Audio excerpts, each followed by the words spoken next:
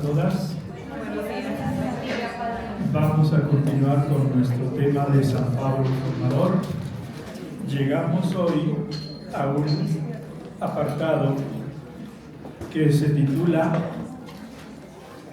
Obstáculos y casos difíciles.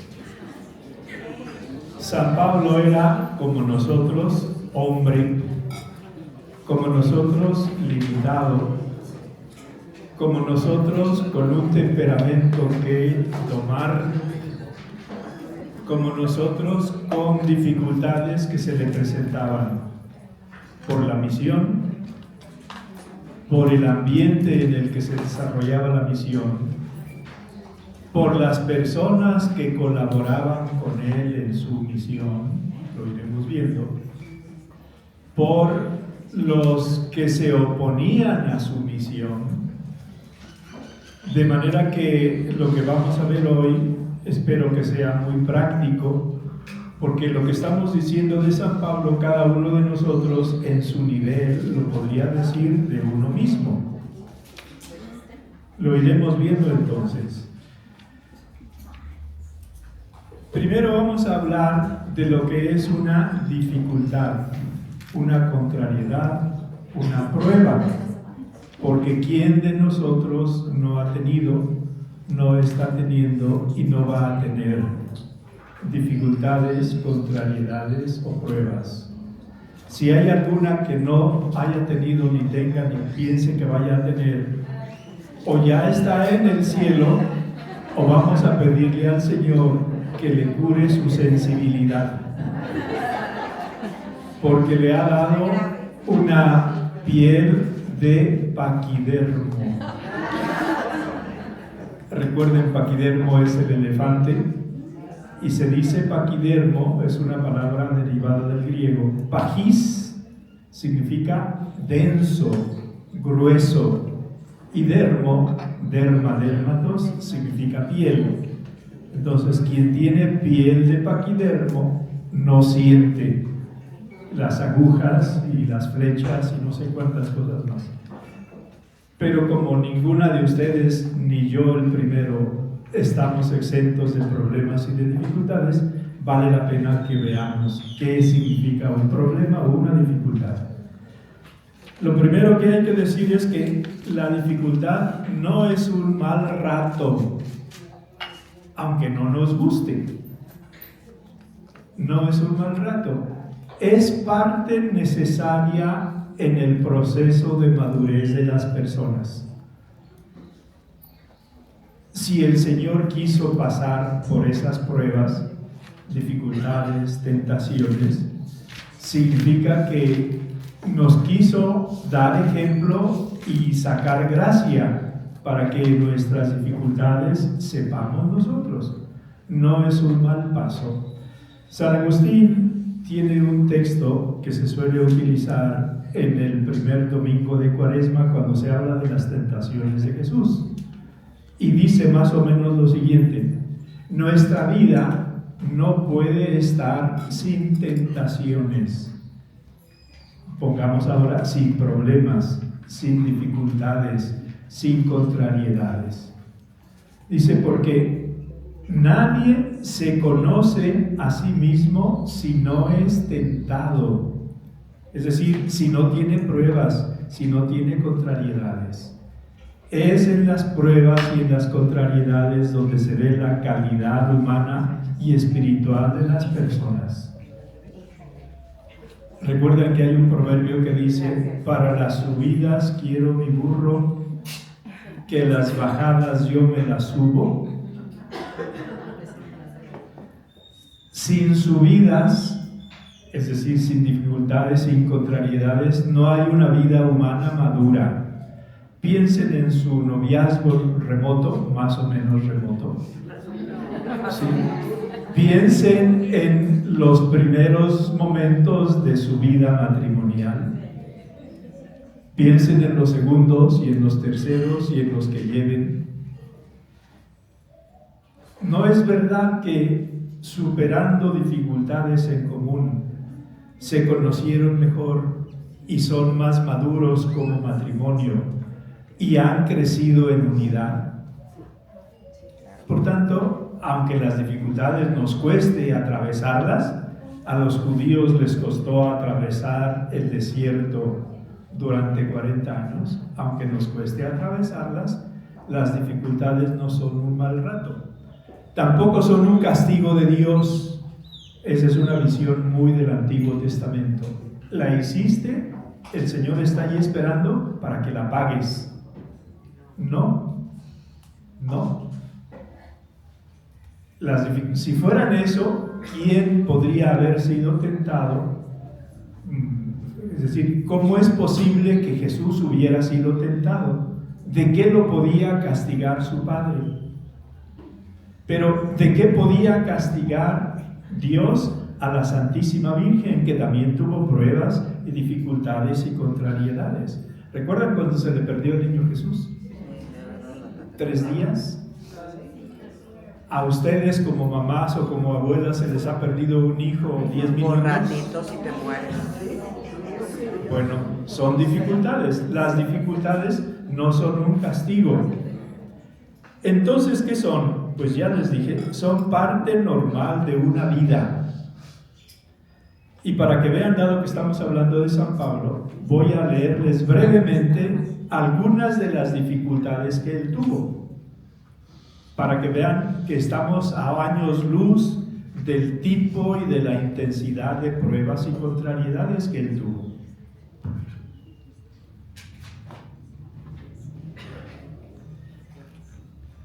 Lo que les voy a leer está en la segunda carta a los Corintios, en el capítulo 11, avanzado el capítulo. Les hablo del contexto.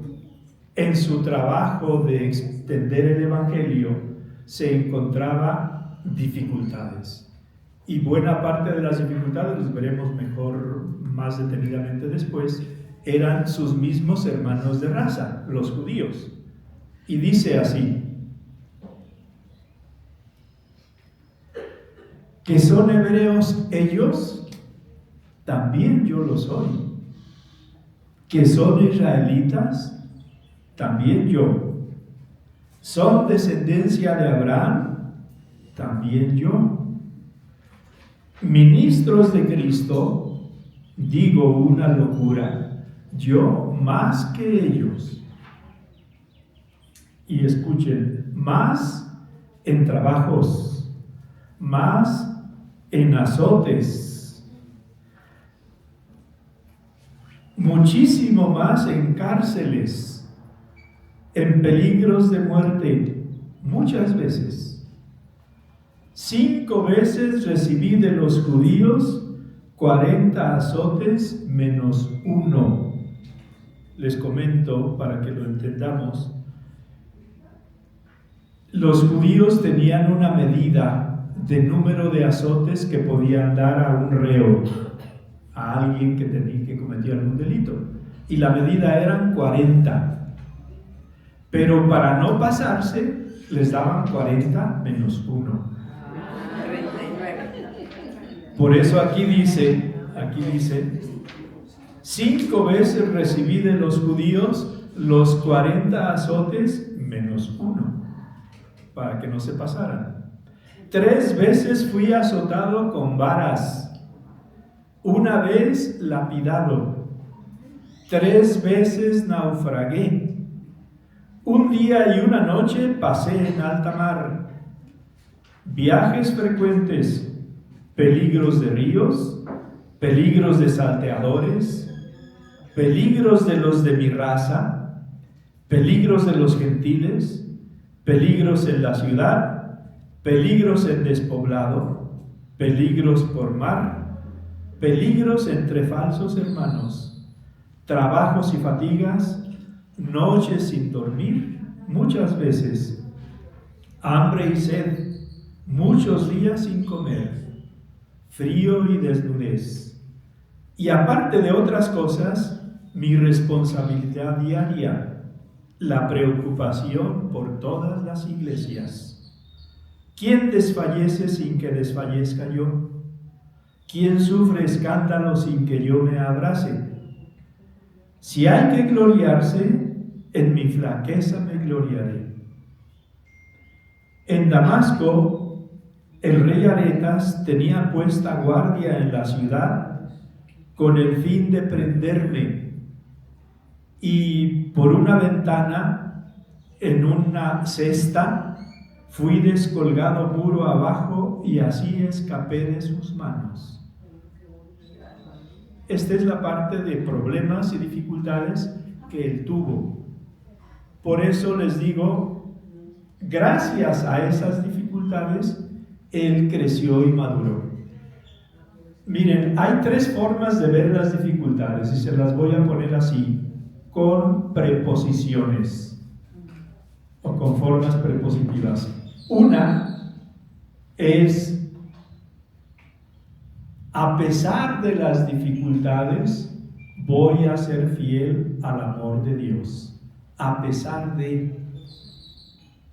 La dificultad se está viendo como un obstáculo y es una visión pesimista de la dificultad. Una forma mejor es: a través de las dificultades voy a ser fiel a Dios nuestro Señor. Esta es una forma realista. Considera la dificultad como un puente que hay que atravesar, pero me va a permitir llegar a Dios, que es mi meta, a través de las dificultades. La mejor es la tercera, y muy pocos están allí. Si alguna de ustedes lo está, considérelo una grande gracia y no se baje de ahí. La tercera dice: gracias a las dificultades voy a ser fiel a Dios nuestro Señor. No sé cuántos pudieran firmar esta última parte y tampoco interesa. Es una especie de dato curioso espiritual que nos puede servir para ver cómo estamos viendo las dificultades en nuestra vida. Las tres formas tienen de positivo que cuentan con las dificultades. Lo que pasa es que la primera las ve como un obstáculo que hay que superar. La segunda las ve como una parte necesaria de la vida que hay que atravesar. La tercera la ve como una manifestación especial de un amor difícil de Dios, pero es parte del amor de Dios para que nosotros vayamos creciendo en las dificultades. Por tanto, la dificultad tiene un papel providencial, porque nos instruye Dios nuestro Señor a través de las dificultades. San Pablo aprendió mucho de lo que significa el amor de Dios precisamente por las dificultades que el Señor permitió que atravesara. Y por eso más adelante, voy a leerles esta otra parte, es la continuación de lo que acabo de leerles, pero es la parte de consolación que Dios le concedió en medio de esas dificultades y gracias a esas dificultades. Dice que hay que gloriarse, es el capítulo 12, empieza el capítulo 12. Dice: vendré a las visiones y revelaciones de Dios, para que vean que Dios nuestro Señor trata a sus hijos en una forma con la mano izquierda a través de dificultades y otra forma con la derecha a través de consuelos y a través de revelaciones y a través de gracias especiales. Se me fue la página, perdón. Esta técnica dice: va a hablar de sí mismo, porque estaba hablando de sí mismo, pero vean su humildad. Vean cómo lo formula. Conozco a un hombre en Cristo, el cual hace 14 años, si en el cuerpo o fuera del cuerpo No lo sé, Dios lo sabe. Fue arrebatado hasta el tercer cielo. Y sé que este hombre, en el cuerpo o fuera del cuerpo, no lo sé, Dios lo sabe, fue arrebatado al paraíso y oyó palabras inefables que el hombre no puede pronunciar. De ese tal me gloriaré, pero en cuanto a mí, solo me gloriaré en mis flaquezas. Vean entonces cómo Dios a las personas que aceptan las dificultades, atraviesan las dificultades, ven su papel providencial. Cuando Él quiere, no es un negocio. Cuando Él quiere, les da también los consuelos, las gracias especiales de gusto espiritual por el recorrido que van llevando a lo largo de su vida. Avanzamos y vamos a ver personas que fueron un obstáculo o que fueron casos difíciles en la vida de San Pablo. El primero, Satanás. Mete siempre su cola en toda buena obra. Y no solo en obras personales, individuales, sino también en apostolados. No dejamos de ser personas humanas cuando trabajamos en equipo. Y aun con buena voluntad, en ocasiones el demonio se vale o de nuestro temperamento, o de un momento malo que estamos pasando, o del momento malo que está pasando otra persona, para meter su cizaña. ¿Y qué es lo que busca el demonio en la vida de San Pablo, como en nuestras vidas? Lo primero es estar atento a la situación espiritual de las personas. ¿Recuerdan cómo dice San Pedro? Ronda como león rugiente buscando a quien devorar. Y sabemos que los leones, cuando rugen, hacen temblar a toda la selva y a todos los selváticos, sea que vivan ahí o sea que estén por ahí. Y es lo que hace el demonio. Pero, hace más cosas el demonio.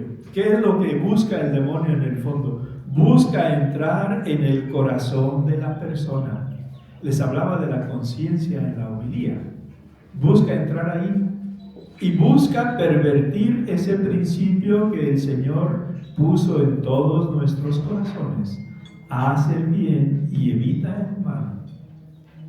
Y la primera confusión que busca es hacernos creer que el bien es un mal y que el mal es un bien. ¿Qué hizo con nuestra primera madre Eva?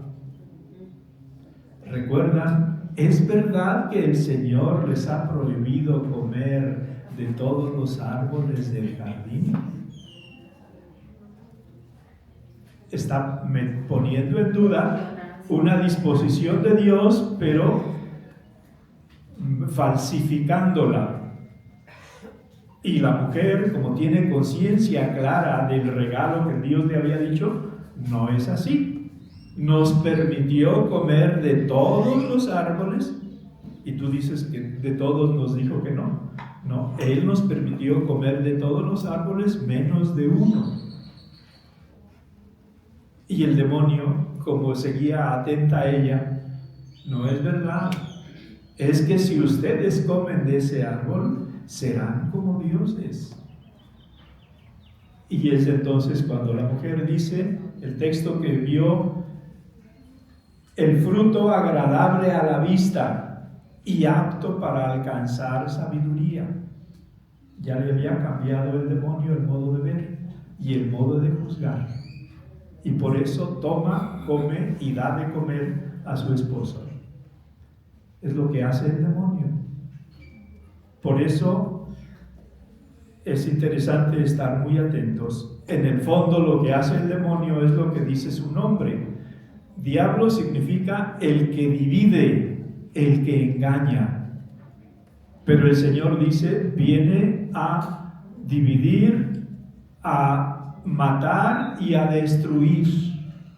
Esa es la labor del demonio, es esa. En el fondo, impide obedecer a la verdad de Dios, y San Pablo está para predicar la verdad. San Agustín tiene un texto que nos puede servir y que dice así: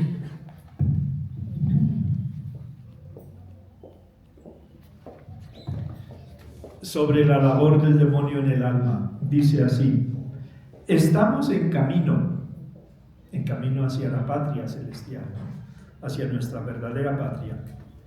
Corramos con el amor y la caridad. Este camino requiere gente fuerte.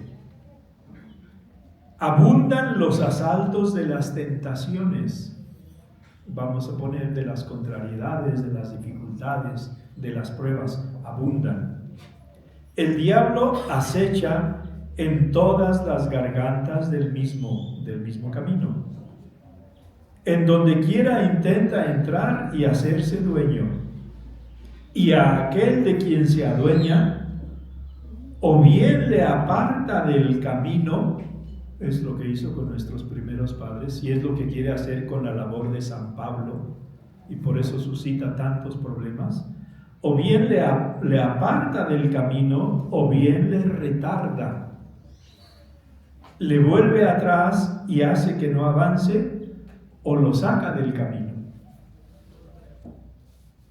Pero además del demonio, están también sus hermanos de raza, los judíos.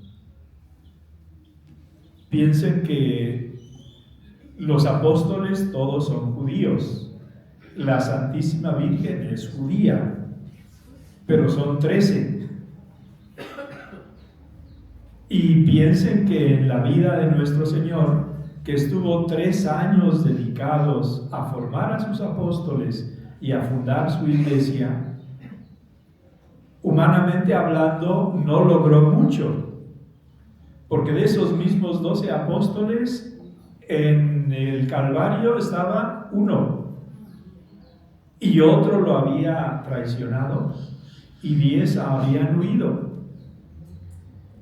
Y que a pesar de que él había hecho tantos milagros y había multiplicado los panes y había resucitado muertos y dado la vista a ciegos y muchos otros milagros, al final esos milagros no los convencieron lo suficiente. Y por eso, en las distintas ciudades a las que va San Pablo a predicar el Evangelio, porque él tenía como misión ser maestro en la fe para los gentiles, y recuerden que los gentiles son los no judíos, o somos los no judíos. Primero iba San Pablo a la sinagoga porque creía tener una ventaja, dada la base religiosa del pueblo judío, como que estaría mejor dispuesto a recibir al Mesías. Y normalmente no era así, aunque hubo excepciones. Lo normal era que lo admitieran en la sinagoga, escucharan su predicación, vieran que no iba según lo que ellos pensaban, querían o les convenía, y suscitaban problemas contra San Pablo en las comunidades a las que iba él a predicar el Evangelio. Y por eso muchas de las pruebas que están aquí descritas en lo que les leí, en el fondo estaban ocasionadas por sus hermanos judíos. Y no es que él no los quisiera, él los quería enormemente. Les podría dejar de trabajo, anoten si tienen dónde anotar. Lean tranquilamente, no en 3 minutos, 3 capítulos de la carta del apóstol San Pablo a los romanos, del capítulo 9 al capítulo 11, donde él habla del pasado del pueblo elegido, del presente del pueblo elegido que es su pueblo, y del futuro del pueblo elegido. Sí, Romanos 9-11. Les digo que no se va a hacer en 3 minutos. No son capítulos de 50 páginas. Puede ser página y media, un capítulo, una página. Léanlo para que vean el amor enorme que tenía San Pablo por sus hermanos de raza. Y la pena que siente porque son ellos los primeros en rechazar la fe que él predica. Y la voluntad perversa de ellos en querer que cualquier novedad respecto a su fe que venía de Dios, y si alguien podía cambiar o mejorar la ley, era Dios. Todo eso era una oposición radical. Entonces y ahora. Por eso siguen esperando su Mesías. No permitieron a Dios ser Dios como Él quiso. No le permitieron expresarse como Él quiso. Y entre los mismos que se convertían, y hubo quienes se convertían, no se convertían del todo.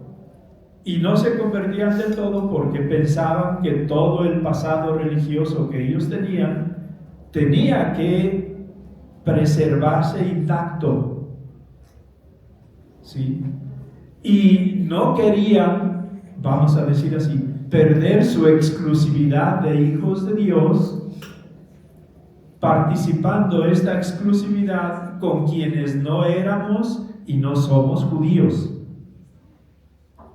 Y ahí estaba esa corriente de cristianos judíos judaizantes, que querían que los que se fueran convirtiendo no judíos aceptaran y vivieran todas las normas de la ley de Moisés.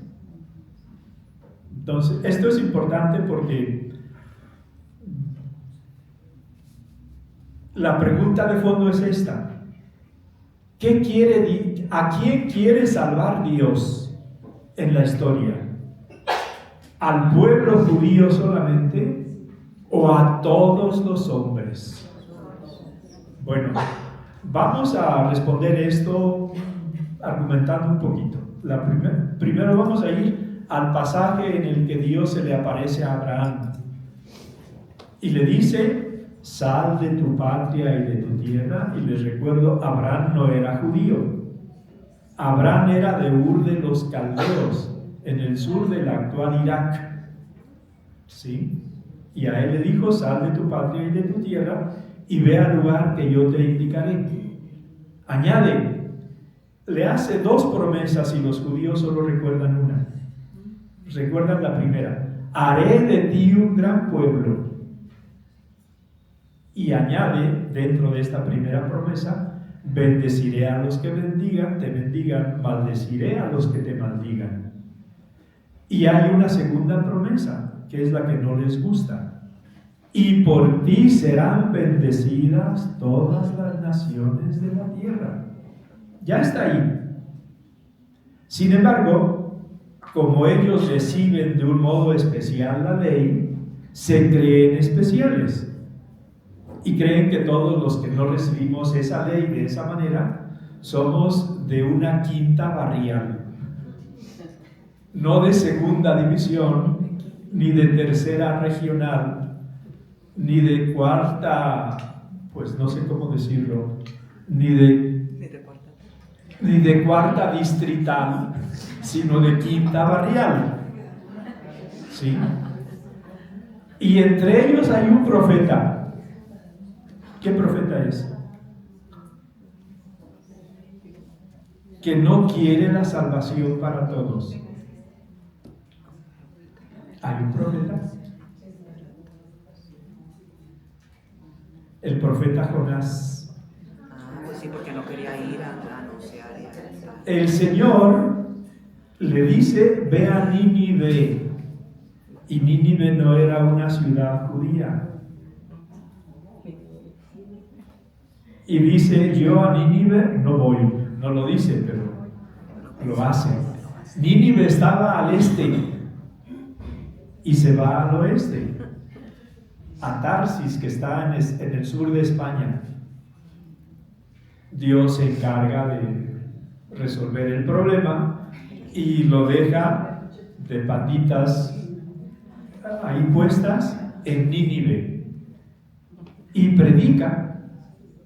Si no se convierten en 40 días, Nínive será destruida. Al final obedece, pero obedece muy a regañadientes. Cansado, se acurruca como para descansar, y Dios permite que para afrontar el calor surja y crezca en una noche es un ricino, se llama el árbol, pero vamos a poner una vid que lo cubre y le da sombra. Pero en otra noche se seca y se enfada enormemente el profeta Jonás. Y el Señor le dice: tú te enfadas porque un ricino o una vid que yo hice crecer en una noche se haya secado en otra noche. Y le añade: y no voy a estar yo también enfadado, porque se pueden perder 40,000 almas que viven en Nínive. Entonces, aquí está este profeta. No quiere la salvación para todos. Dios le tiene que intervenir en su vida de una manera especial para que él obedezca, se someta y predique. Pero recuerdan la primera lectura del lunes y el evangelio del lunes hablaba en la primera lectura de un general sirio, Naamán, general sirio, leproso. Y el Señor en el evangelio, cuando sus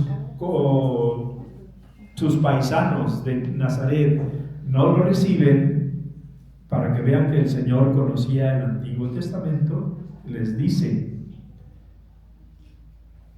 muchas viudas había en tiempo de Eliseo, no de Elías, cuando el Señor cerró el cielo, es decir, no llovió 3 años y medio, y a ninguna de ellas, de las nacidas en Israel, fue enviado el profeta Elías, sino a una viuda de Sarepta, ciudad de Sidón, de la ciudad de Sidón. Y Sidón era con Tiro, eran las dos principales ciudades del actual Líbano, no judías.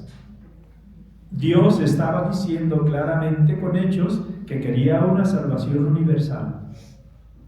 Y añade: y había también muchos leprosos en Israel en tiempos del general Naamán, y a ninguno de los leprosos judíos fue enviado el Señor, sino a Naamán el sirio. Y por eso se oponen mucho más los paisanos del Señor y lo llevan a un despeñadero queriéndolo matar en ese momento. Pero Él es Dios. Y el texto dice sencillamente: y caminando por medio de ellos se reunió. ¿No? Bueno, los judíos son unos enemigos muy serios del trabajo de la predicación de San Pablo. Se oponen por envidia, lo persiguen, lo apedrean, amotinan a la gente, juran matarlo. Lo triste es que han endurecido su corazón, su conciencia ante el mensaje de Dios.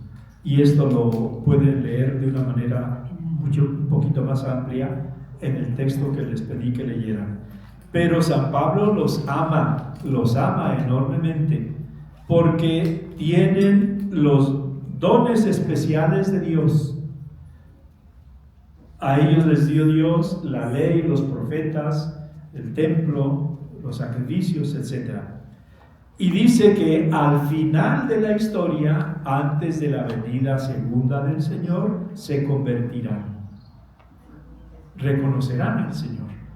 Dice que en el presente, cuando leen la Escritura, o los que escucharon al Señor, tenían delante de sus ojos puesto como un velo, como si tuvieran cataratas espirituales, que no les permitía ver lo que para nosotros es evidente por la gracia de la fe que hemos recibido en el bautismo.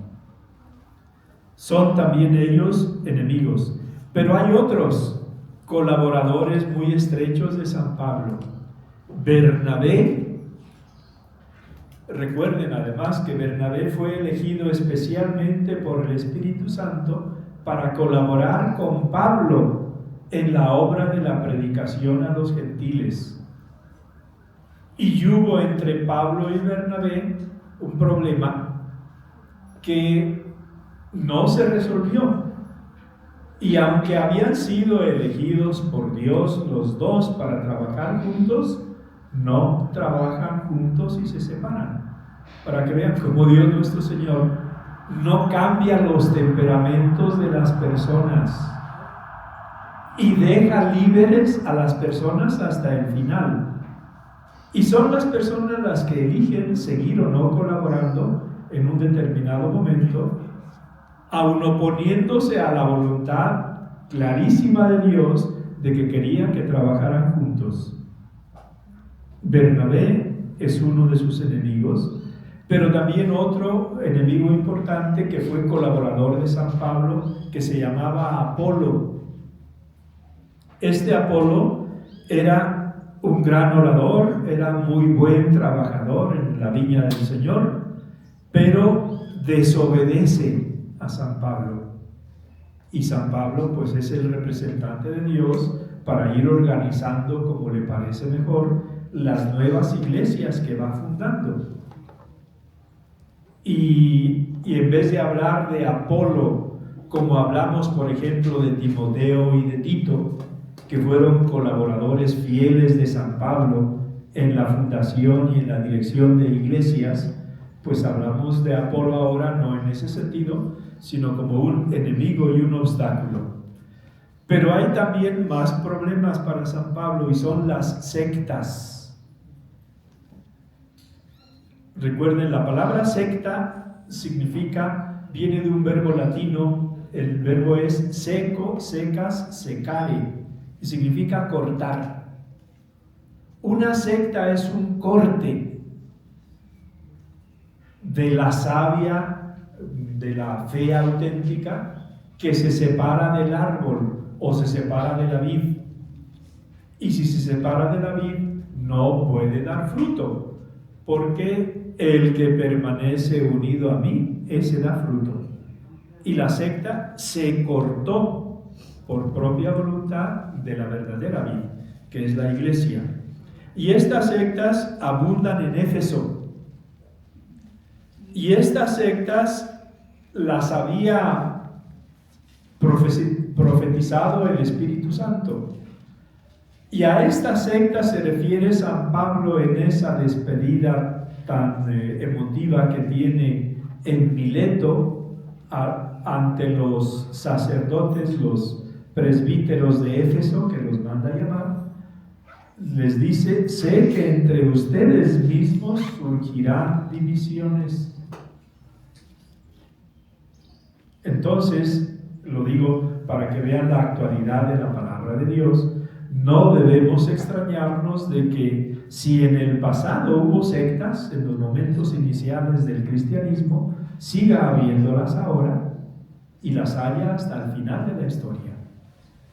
¿Y por qué existe una secta? Pues en el fondo puede haber distintas causas, pero una muy real es que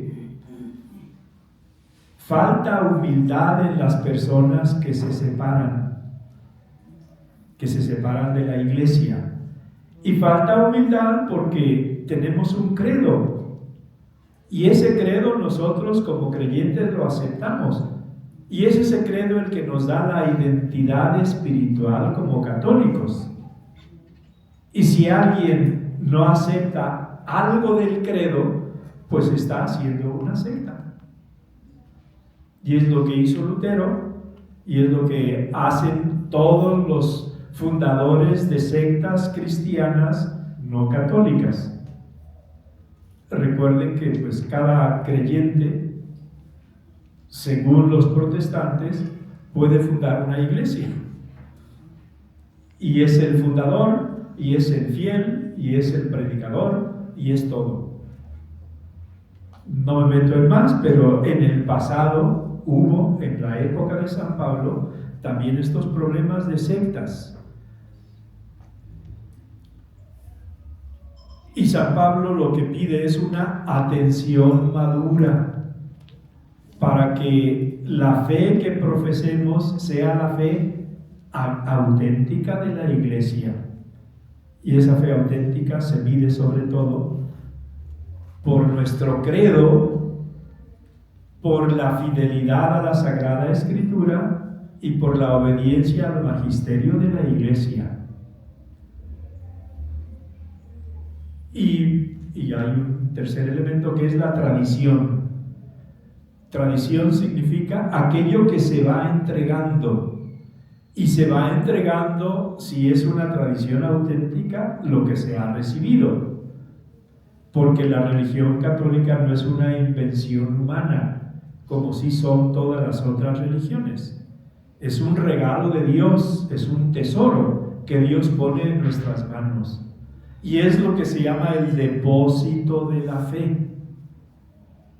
Y ese depósito de la fe es el que hay que conocer y es el que hay que conservar y es el que hay que transmitir. El depósito completo de la fe. Hay todavía más enemigos, más problemas, y otro es el ambiente en el que San Pablo tiene que predicar. Y el ambiente de la época de San Pablo, y también es muy actual, en ese ambiente había, de un modo positivo, una inquietud religiosa por encontrar respuesta a los problemas que tiene toda generación humana. ¿Qué es la vida? ¿Qué es la muerte? ¿Qué hay después de la muerte? ¿Cómo podemos vivir mejor? Individualmente, familiarmente, socialmente. Y las religiones humanas buscan dar una respuesta a esto. Y la religión cristiana ya no es un hombre el que busca dar esta respuesta, sino es Dios mismo el que nos dice cómo hacerlo. Entonces, de un modo positivo había esta inquietud, pero de un modo negativo había, pues, mucho egoísmo, mucho individualismo, mucha búsqueda del poder, mucha búsqueda del dinero, mucha búsqueda del placer. Es decir, el lado oscuro de la naturaleza humana, que empezó con nuestros primeros padres y terminará con el último de los justos antes de la segunda venida del Señor. Por eso no debemos extrañarnos de que San Pablo encontrara un ambiente difícil y tampoco debemos extrañarnos de que en el presente encontremos nosotros un ambiente difícil. Era más fácil vivir nuestra fe hace 30 años, ¿no? Había menos distractores. Se era más maduro con menor edad. Ahora con mayor edad somos más inmaduros. Desde luego la madurez no es la edad no es sinónimo de madurez, pero habiendo una sociedad como más uniforme y más sencilla y con mayor inquietud religiosa y con menos distractores, era más fácil madurar antes. Ahora, con muchos más distractores que en el pasado, es mucho más difícil madurar. Por eso es más de admirar que haya jóvenes maduros, y los hay, indudablemente. Bueno, pero es parte del ambiente que también fue difícil para San Pablo, por la dureza de corazón, por el racionalismo ateniense. Recuerdan ustedes cómo San Pablo en una ocasión, bajando en su viaje a predicar en Grecia, Macedonia, y entonces se llamaba también una provincia romana de Acaya, pero es Grecia, llegó a Atenas, y en Atenas había un lugar muy emblemático, muy importante para el ateniense, que se llamaba el Areópago. Y San Pablo anduvo dando por ahí unas vueltas alrededor del Areópago y encontró un altar que decía al Dios desconocido. Y reunidos los atenienses, les dirige la palabra diciéndoles: atenienses, veo que ustedes son un pueblo extremadamente religioso, una alabanza objetiva. Y añade: porque recorriendo estos espacios encontré un altar que decía al Dios desconocido. Y añade: pues ese Dios que ustedes veneran sin conocer es el que yo les vengo a predicar.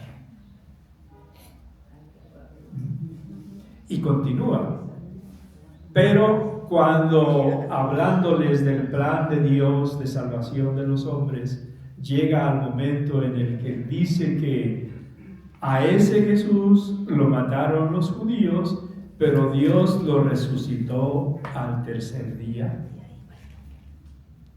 Para los griegos era un auténtico escándalo hablar de una posible resurrección. Y por eso en ese momento le dicen: mira, de eso te escuchamos otro día.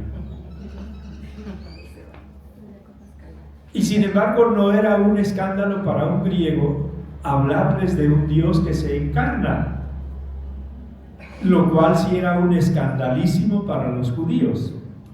Y no era un escándalo para los griegos porque dentro de la cultura griega, dentro del arte griego, en el periodo más elevado de su producción artística, en la escultura tenían una norma o una característica, y era esta: esculpían a los hombres como dioses y a los dioses como hombres. Y es el puente intelectual necesario para que se dé la encarnación. Si esculpen a un Dios como hombre, significa que Dios puede hacerse hombre. Y si esculpen a un hombre como Dios, pues está hablando de la altísima dignidad de la persona. Entonces, esto no los escandalizó, y eso no lo aceptaban, y siguen sin aceptarlo los judíos, ¿no? Porque ellos se quedan en el monoteísmo veterotestamentario. Pero para los griegos escuchar hablar de la resurrección era un auténtico escándalo. Bueno, pues este es parte del ambiente también difícil que encontró San Pablo en su misión. Pero además vienen todas sus dificultades personales. Lo que les conté antes, lo que les estuve leyendo, pues es una parte. Pero esas dificultades personales, por resumirlas, en un momento dice: 3 veces le pedí al Señor que me dejara en paz. 3 veces. Pablo, elegido de una manera excepcional por Dios para ser el predicador de los gentiles. Y él me dijo: te basta mi gracia. Esa fue la respuesta que Dios le dio. No sé cuántas veces le hayamos pedido nosotros al Señor que nos dejara en paz con algún determinado tema o por algún determinado problema. Escuchemos también la respuesta. Y San Pablo añade: por tanto, libremente me gloriaré de mis dificultades y de mis debilidades. Y concluye, porque cuando soy débil, es entonces cuando soy fuerte. Y no es un juego de palabras, porque dice, queriendo explicar un poquito este texto, dice, me voy a gloriar de mis dificultades y de mis debilidades. ¿Por qué? Porque Dios las conoce, están expuestas ante Dios, y Él dijo, te basta mi gracia. Y si me basta su gracia, con mis debilidades voy a seguir yo sirviendo a Dios nuestro Señor. Y por eso añade, porque cuando soy débil, es entonces cuando soy fuerte, lo cual puede explicarse así. Cuando siento en mí toda la debilidad de mi naturaleza caída y dejo espacio a la gracia de Dios, que me dijo, mi gracia te basta, de ahí saco yo mi fuerza, que ya no es mía, que es de Dios. Y por eso dice que por la gracia de Dios soy lo que soy. Por la gracia de Dios. Entonces, no debemos extrañarnos de las dificultades personales que el Señor haya permitido, esté permitiendo o vaya a permitir en nuestras vidas. Y dejémonos interpelar sobre todo por te basta mi gracia. Si nosotros creemos en el poder de la gracia de Dios y Él es omnipotente, tenemos que estar seguros de que nunca nos puede pedir algo que no le podamos dar. Porque si nos lo pidiera, significaría que va contra su sabiduría, contra su providencia y contra su amor. ¿Cómo nos va a pedir Dios algo que no le podamos dar? No significa que todo lo que nos pida se lo vayamos a dar. Somos conscientes de que no ha sido así y de que no es así. Pero si analizamos fríamente cada una de las circunstancias en las que Dios nuestro Señor nos ha pedido algo y no se lo hemos dado, no es porque no tuviéramos la gracia de Dios, sino porque no hicimos caso a la gracia de Dios. Por eso San Pablo dirá después, en otro momento, donde abundó el pecado, sobreabundó la gracia. Lo cual significa que es decir, que podía en teoría mucho más la gracia que el pecado. Pero la debilidad humana optó por el pecado. Pero había más gracia que pecado. Y la gracia es Dios mismo. Y Dios es más fuerte que todos sus enemigos unidos, pasados, presentes y futuros. Y eso está dicho de un modo, digamos, simbólico y muy imaginativo en el Apocalipsis. Porque el Apocalipsis habla del final de los tiempos, y al final de los tiempos, o si queremos, al final de los tiempos, quien va a vencer no es el mal, el pecado, sino la gracia, Dios. Por eso, donde abundó el pecado, sobreabundó la gracia. Y esto está dicho a nivel, dijéramos, de historia global, pero también está dicho a nivel de historia individual, personal. Dificultades personales. Ahora, ¿cuál es la reacción de San Pablo ante todas estas dificultades? Voy a ir más rápido, me quedan 5 minutos. Lo primero es que no se deja vencer por las dificultades, no se desalienta ante la dificultad. Es lo primero que nosotros debemos tener presente, porque muchas veces las dificultades nos desalientan, nos retrasan, nos nublan un poquito el horizonte, no vemos por dónde. Y para no desalentarse, lo siguiente que hace es orar. Recuerden que la oración es fuente de luz, que la oración es fuente de gracia, la oración es fuente de fortaleza. Y San Pablo en su oración recibe como manifestación del amor que Dios le tiene visiones y revelaciones, lo que les leía, 2 Corintios 12, 1, 4. Y de esta oración extrae San Pablo una actitud de confianza en Dios y de colaboración con la gracia. Por la gracia de Dios soy lo que soy. ¿Sí? ¿Cuál fue la cita, perdón? La anterior era 2 Corintios 12, 1, 4. Gracias. Confianza y colaboración con la gracia que da fruto. Y el fruto que da es la fortaleza creciente y es la perseverancia. Y esa es una síntesis de la vida de San Pablo. Y esto le permite entregarse de lleno, con generosidad, a su misión.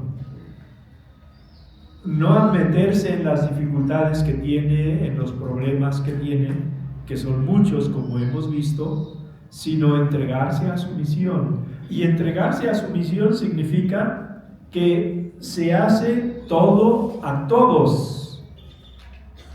Se hace griego con los griegos, se hace sirio con los sirios, se hace romano con los romanos. Y una manifestación de la madurez de una persona es que sabe hacerse al otro. Añade, me hago todo a todos para ganarlos a todos para Cristo. Hay pureza de intención, no es vanidad, no es una especie de flexibilidad temperamental humana. Para ganarlos para Cristo. Sin embargo, con el paso de los años, no dice para ganarlos a todos, sino para ganar a algunos. Va aprendiendo realismo también con el paso de los años. Si ni Jesús consiguió convertir a todos, ¿cómo puede un hombre, aunque sea San Pablo, pretender convertir a todos? Pero esto no tiene que desalentarnos para decir, bueno, si no se van a convertir todos, ¿para qué me meto y para qué trabajo? Porque Dios quiere que a través de nuestra colaboración otras personas lo conozcan, otras personas lo amen, lo abracen, otras personas encuentren en Él su respuesta y todo. Son las 12. ¿Alguna pregunta, algún comentario, algún lamento?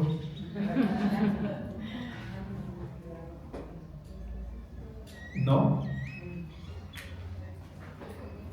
Pues como que estas formas de reaccionar de San Pablo te hace pensar que es un superhombre, ¿no? O sea, cómo reacciona y cómo pienso que reacciono yo cuando me suceden dificultades. Y yo digo, ¿qué es lo que me hace diferente a otro ser humano como San Pablo y que él reacciona de esa manera? Mire, el Señor no nos quiere en serie, nos quiere en serio. No quiere fotocopias de otros. Quiere que cada uno de nosotros, con su pasado, con su presente y con su futuro, se le entregue. Y en eso Dios es muy original. Está muy bien que tengamos a un San Pablo y que nos estimule a ser buenos y mejores, pero Dios, nuestro Señor, no nos está pidiendo exactamente lo que pidió a San Pablo. ¿Sí? Entonces, el considerar este modelo es para estimularnos a ser mejores, no para hacer literalmente fotocopias. O si quiere de otra manera, podríamos ser fotocopias parciales. Pero el global pues es irrepetible, porque somos únicos, cada uno de nosotros es único. Pero si nosotros, por ejemplo, vivimos, lo vamos a ver después, vivo yo, pero ya no soy yo, es Cristo quien vive en mí, que tomáramos nosotros esa frasecita, o esa otra de me amó y se entregó por mí, y la tomáramos en serio y sacáramos de ahí las consecuencias que van teniendo, pues San Pablo se convierte en un disparadero de santidades. Y qué bien, se trata de eso. Los santos son puentes entre nosotros y Dios. Nos vamos entonces. Te damos gracias, Señor, por todos tus beneficios, a ti que vives y reinas por los siglos de los siglos. Amén. Cristo, Rey nuestro. Venga tu reino. María, Reina de los Apóstoles. Ruega por nosotros.